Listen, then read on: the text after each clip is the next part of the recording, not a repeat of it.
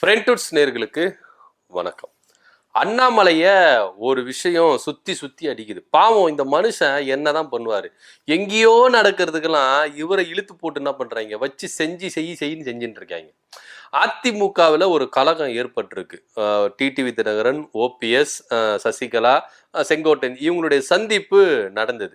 இந்த சந்திப்புக்கு பின்னாடி இவரு தான்ப்பா இருக்கிறாரு அப்படின்னு அதிமுகவில் எல்லாருமே ஊர்ஜிதப்படுத்திட்டாங்க. இந்த சந்திப்பு சாதாரணமான சந்திப்பு நடந்திருக்காது. சந்தித்துன்னா எப்பயோ சந்திச்சிருக்கணுமே, ஏன் இப்ப போய் சந்திக்கிறாங்க? இந்த சந்திப்பை இந்த டைம்ல இப்படிதான் நடத்தணும் அப்படின்னு பின்னாடி ஸ்கெட்ச் போட்டு கொடுத்தவரே அண்ணாமலை தான். அதனால தான் இந்த சந்திப்பு நடந்திருக்கு. இவங்க எல்லாருமே ஒன்றிணைக்கிறதுக்கு அண்ணாமலை தான் முழுக்க முழுக்க காரணம்.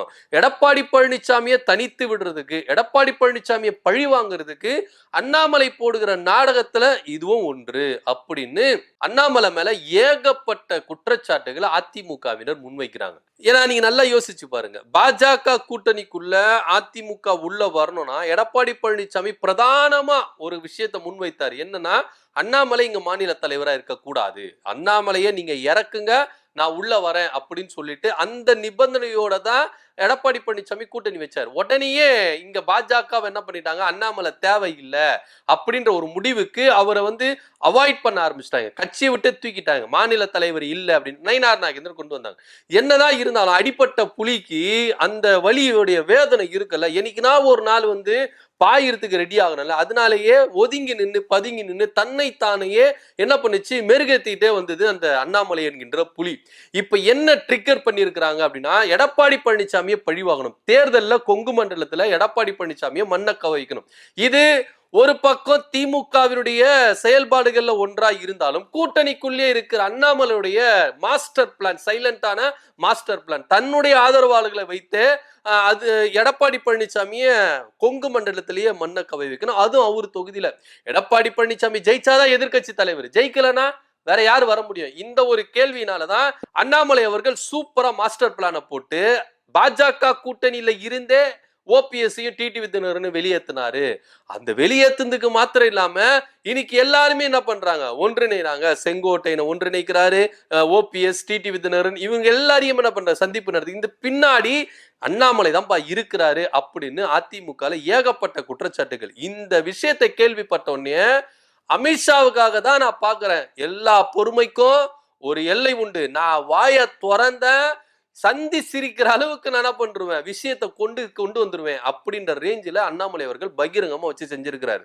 எடப்பாடி பழனிசாமி உட்பட எடப்பாடி பழனிசாமி தான் இந்த விஷயத்தை தூண்டி விட்டு இருக்கிறாரு. இந்த சந்திப்புக்கு பின்னாடி நான் தான் இருக்கிறேன் அப்படின்ற ஒரு துணியில தான் அண்ணாமலை அவர்கள் அதிமுகவினரை வச்சு செஞ்சிருக்கிறார். நான் தலைவரா இருக்கும் பொழுது, கூட்டணியில இருக்கும் பொழுது நீங்க என்னென்ன பேசுனீங்க, என்னென்ன செஞ்சீங்க, இதுவரைக்கும் எடப்பாடி பழனிசாமி என்னென்ன காரியங்களை பண்ணின்றதுக்கு எல்லா விஷயமும் எனக்கு தெரியும்.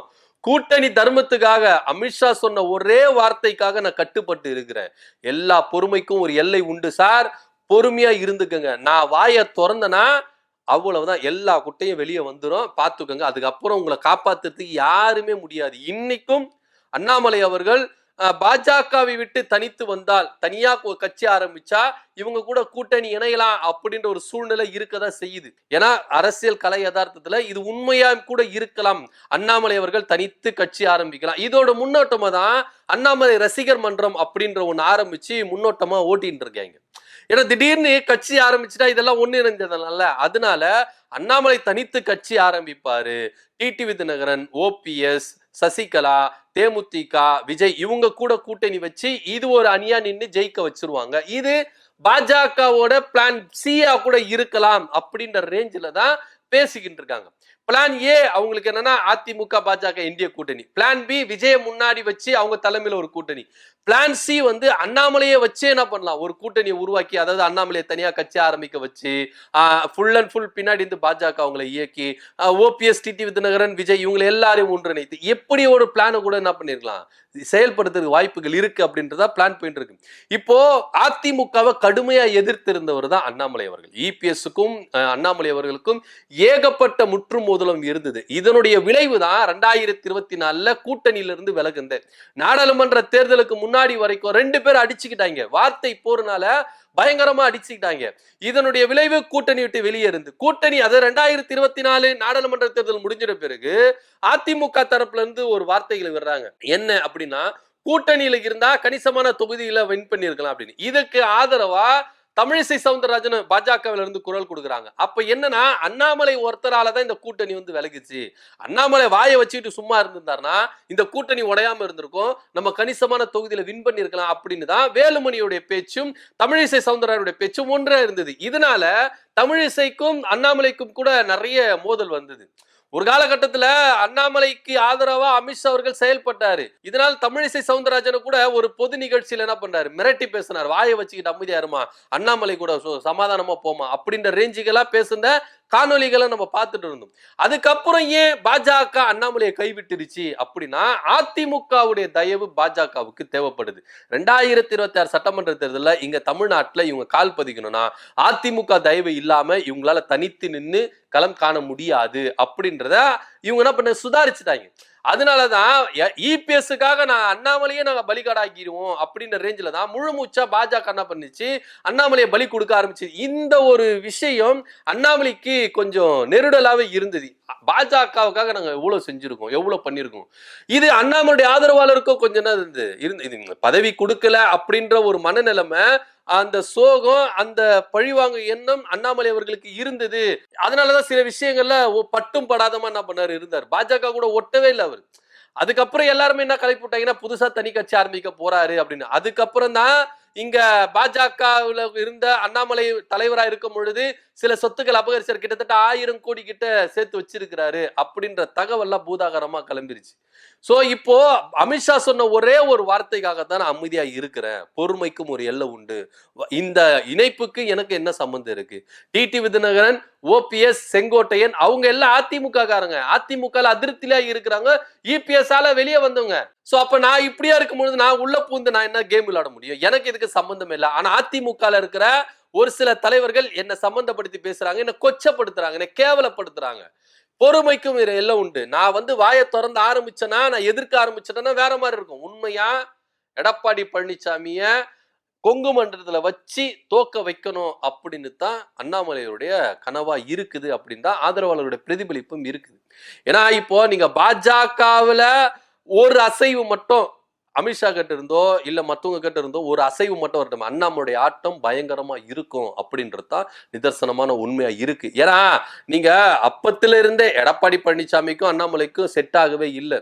இப்ப கூட அண்ணாமலைக்கு என்னன்னா, இவரு வரதுக்காக என் பதவியை வந்து பலிகடாக்கணுமா, என் பதவியை வந்து புடுங்கணுமா அப்படின்ற ரேஞ்சில தான் இருக்கு. வெளியில வந்து இல்லை அப்படின்னாலும் உள்ளுக்குள்ள அந்த சோகம் இருக்குல்ல, அந்த ஒரு வேதனை இருக்குல்ல, அது அண்ணாமலையுடைய விஷயங்களை ஸ்டார்டிங்ல பிரதிபலிச்சது. இப்போ கூட பல விஷயங்கள் அது பிரதிபலிக்கிறத நம்ம பார்த்துக்கிட்டே இருக்கும்.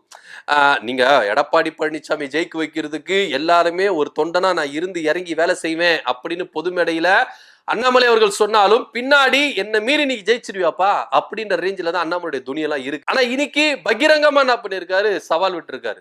ஸ்டாப் பண்ணிக்கோங்க, என் மேல விமர்சனங்கள் வைக்கிறத ஸ்டாப் பண்ணிக்க, தேவையில்லாம என் மேல விமர்சனம் வைக்காதீங்க, கருத்தா விமர்சனம் வைங்க, அதை நான் ஏத்துட்டு போறேன். எல்லாத்துக்கும் ஒரு எல்லை உண்டு.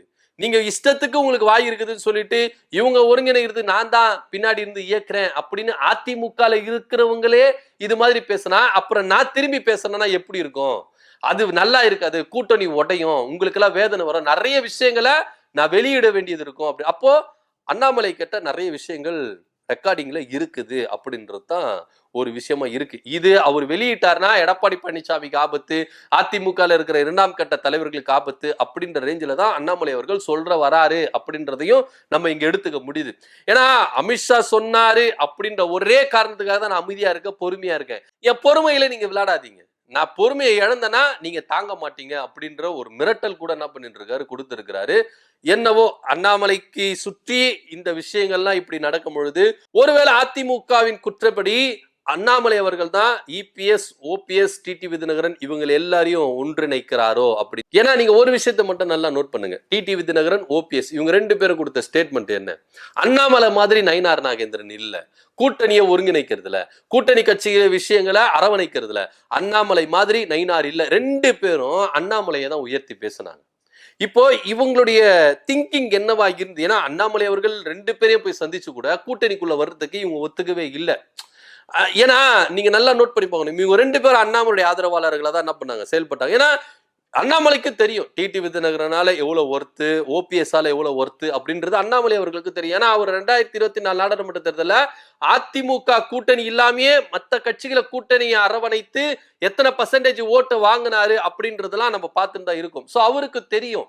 அப்படின்ற போது இந்த விஷயங்கள் அதிமுக குற்றம் சாட்டுகிறபடி அண்ணாமலையும் பின்னாடி இருக்கலாம் அப்படின்ற ஒரு சந்தேகத்தையும் இங்க எழுப்பப்படுது. இருந்தாலும் அண்ணாமலை அவர்கள் பகிரங்கமா என்ன பண்ணியிருக்காரு, சொல்லியிருக்கிறாரு, அமித்ஷா அவர்கள் பேச்சுக்காகத்தான் நான் அமைதியா இருக்க, பொறுமைக்கும் ஒரு எல்லை உண்டு, உஷாரா இருந்துக்கங்க, இதுக்கப்புறம் என்னை சீண்டாதீங்க அப்படின்னு சொல்லியிருக்கிறாரு. இதை பத்தியோட கருத்து என்ன அப்படின்றதுல கமெண்ட் பண்ணுங்க. நன்றி, வணக்கம்.